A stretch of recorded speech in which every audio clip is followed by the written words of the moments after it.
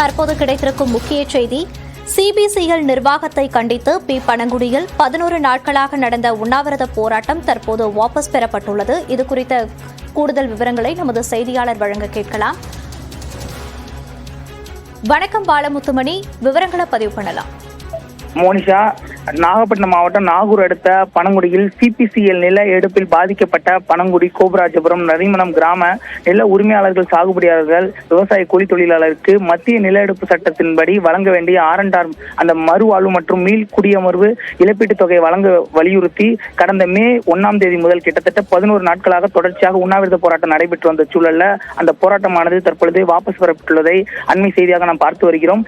தற்பொழுது நாகப்பட்டினம் டிஎஸ்பி அலுவலகத்தில் டிஎஸ்பி பாலகிருஷ்ணன் மற்றும் வட்டாட்சியர் ராஜா உள்ளிட்டோர் தலைமையில விவசாய சங்க பிரதிநிதிகள் மற்றும் போராட்டக்காரர்கள் முன்னிலையில் பேச்சுவார்த்தை நடந்தது. அந்த பேச்சுவார்த்தையில் தற்பொழுது உடன்பாடு எட்டப்பட்டுள்ளதாக நமக்கு தகவல்கள் கிடைக்கப்பட்டுள்ளது.